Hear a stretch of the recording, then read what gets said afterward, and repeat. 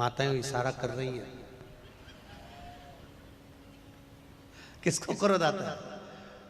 आप बोलेंगे पति को पति बोलता है, पत्नी को, पर ईमानदारी की बात बताएं ना माताओं, पतियों के भीतर इतना क्रोध नहीं रहता, शांत प्रवृत्ति के रहते हैं। दिक्कत आप लोगों की है, जरा सी देर में तुम्हारे मन का काम नहीं हो तो तुरंत कमला देवी से बिमला देवी बन जाती है, तुरंत उसी पर जरा सी।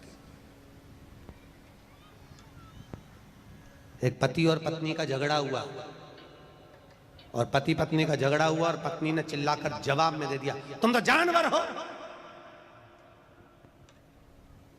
अब लड़ाई होती कि नहीं होती इतनी बड़ी बात है, तुम तो जानवर हो। पति मुस्कुराकर बोला, तू बिल्कुल सही बोली है, तू मेरी जान में तेरा वर। गलत कहा? इतना बोलना था तो पत्नी कह रही है, मैं तुम्हारे लिए चाय बना के लाती। तुरंत लड़ाई समाप्त, क्रोध गया।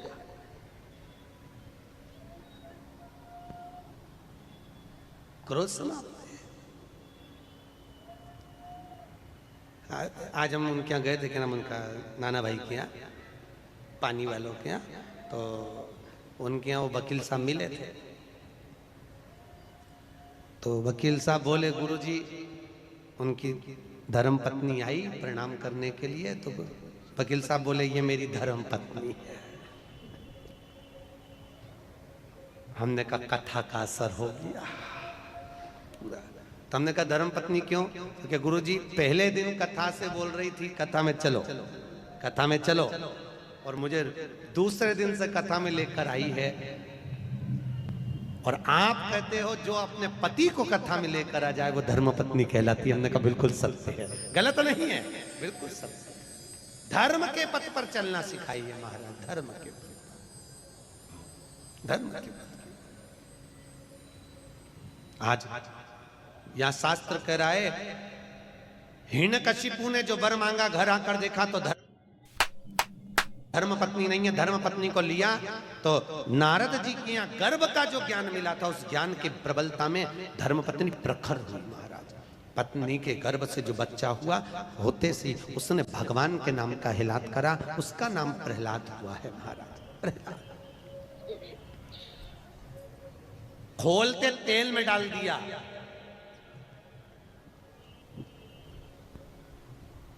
पर्वत पे से नीचे फिगवा दिया, समुद्र के अंदर डलवा दिया, तो भी प्रहलाद नहीं माना। आखिरी में हिरण्यकशिपु ने अपनी बहन को बुलवाया। क्या नाम था उसकी बहन का? जम के बोलो जरा। होलिका। कौन से महाराज ने बताया कि हिरण्यकशिपु की बहन का नाम होलिका था? क्या नाम था? डूंडा। हिरण्यकशिपु की बहन का नाम था डूंडा। कौन थी ये प्रहलाद की? हिरण्यकशिपु की बहन, प्रहलाद की बुआ। आप में से कितनी बुआ बैठी है? बुआ कितनी है? सब बुआ हो ना? अरे बोलो तो, हो सब बुआ? तो बुआ ऐसी होती है कि अपने भतीजे को आग लगा दे? अरे बोलो तो, होती है ऐसी? नहीं। प्रहलाद को गोदी में लेकर डूंडा बैठ गई, उसके पास ब्रह्मा जी की दी हुई एक चादर थी। हिरण्यकशिपु ने कहा, इसको ओढ़ कर बैठ जाना, तू जलेगी नहीं, तेरा भतीजा जल जाएगा।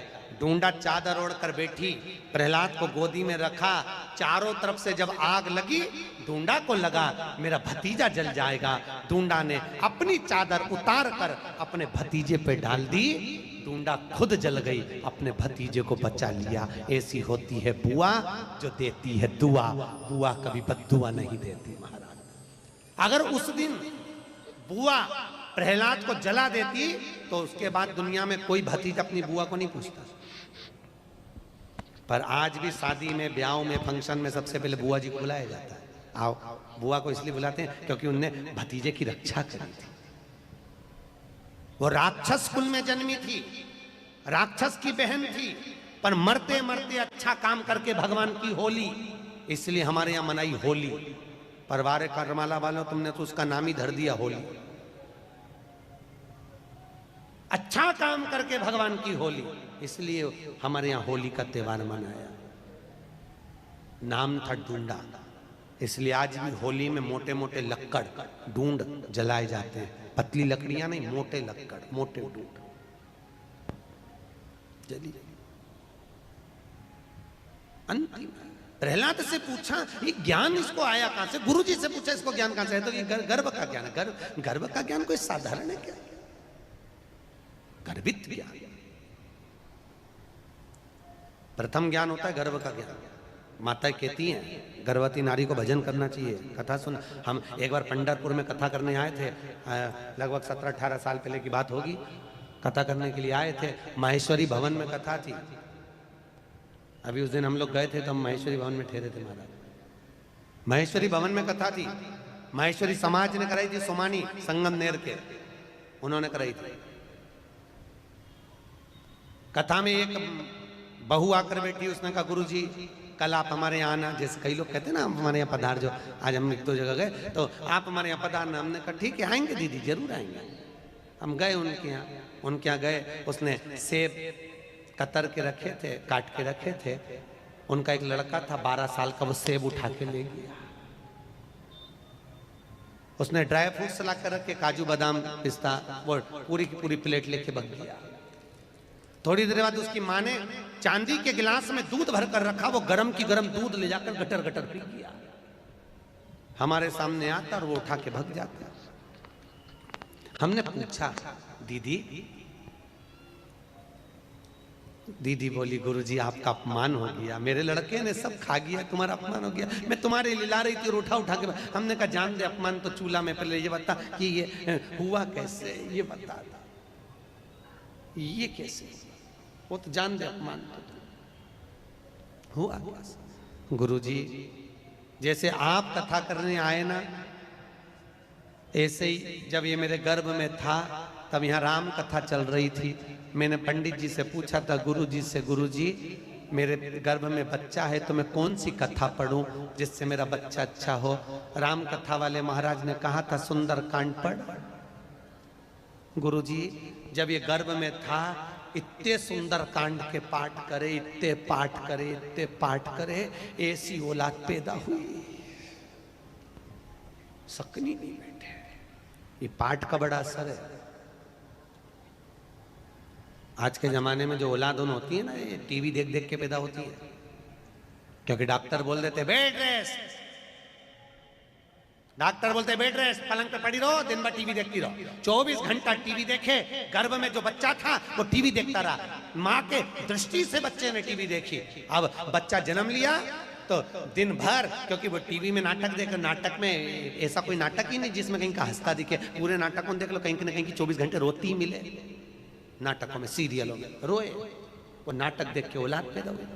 अब घर की बूढ़ी बूढ़ी माताएं कह देती हैं, कहने में चुकती थोड़ी ना माताएं, तुरंत बोलती भैया हमारी भी 5-5 औलाद थी, हमारी भी 4-4 औलाद थी, खिला दो पटक दो, खेलती रहे। और हमारी बहू ने ऐसी औलाद पैदा करी, राम एक करी, वो भी ऐसी करी, दिन भर पे करे, दिन भर रोए, दिन भर। माए के कहने में कोई चूकता नहीं, तुरंत बोल देते। अब प्रहलाद गर्भित ज्ञान इतना प्रबल था। हिरण्यकशिपु ने पूछा क्या इस खंबे में तेरा भगवान है? हाँ खंबे में। खंबे पर गदा का प्रहार करा, टूट कर नीचे गिरा। नरसिंह भगवान प्रकट हो गए। नरसिंह भगवान प्रकट हुए और पहुंचकर हिरण्यकशिपु को पकड़कर ले जाकर देहली पर बैठकर ना अंदर मरे ना बाहर, देहली पर मारा, ना नीचे ना ऊपर, जंघा पर मारा, ना अस्त्र से ना शस्त्र से, नख से फाड़ा, न दिन में ना रात में, शाम के समय मारा, न नर से न पशु से, नरसिंह बनकर मारा, और ना 12 महीने में मरे, इसलिए एक अधिक कर अधिक मास में मारा। कौन से महीने में? अधिक मास में। उधर को फाड़ दिया, आंतों को निकाल कर धारण कर लिया। नरसिंह भगवान की ये यहां तक की कथा तो भागवत में भी लिखी है, सुनी कि नहीं सुनी? अरे बोलो तो सुनी है ना। अब जो कथा वेद व्यास जी ने शिव महापुराण में लिखी वो आ रही है, सुनो ध्यान दो। नरसिंह भगवान का क्रोध बढ़ता गया, बढ़ता गया, बढ़ता गया, इतना क्रोध, इतना क्रोध, इतना क्रोध, क्रोध बढ़ता गया, इतना क्रोध बढ़ा। नरसिंह भगवान इंद्रलोक में गए तो इंद्र का सिंहासन तोड़ दिया, ब्रह्मदेव क्या गए तो पुष्प तोड़ दिया, जहां जाते नरसिंह भगवान कुछ तोड़ फोड़ करके आते। लक्ष्मी जी भगवान शंकर के पास आई, लक्ष्मी जी ने विनती करी, नाथ मेरे पति को क्रोध आ रहा है, इनके क्रोध को शांत करिए, बहुत क्रोध है, शांत करो, थोड़ा क्रोध शांत करिए। शंकर भगवान मौन आनंद में विराजमान थे, स्मरण में डूबे हुए थे, भजन चित्त आनंद में कर रहे थे। आपको पहले भी कथा में कहा, राम शंकर का भजन करते हैं और शंकर राम का भजन, हरि विठ्ठल शंकर का भजन करते हैं, शंकर पांडुरंगा का भजन करते हैं। भजन डूबे। जय जय विठ्ठल विठ्ठल विठ्ठला, जय जय विठ्ठल विठ्ठल रंगा,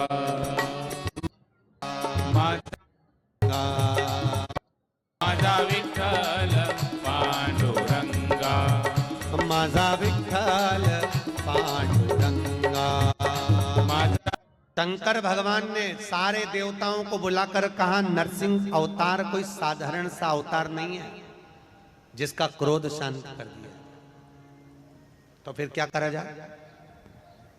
शंकर भगवान बोले, मैं शरम्भ पक्षी का रूप धारण करूंगा। कौन सा पक्षी? शरम्भ, गिद्ध जैसा एक पक्षी होता है जिसका नाम है शरम्भ।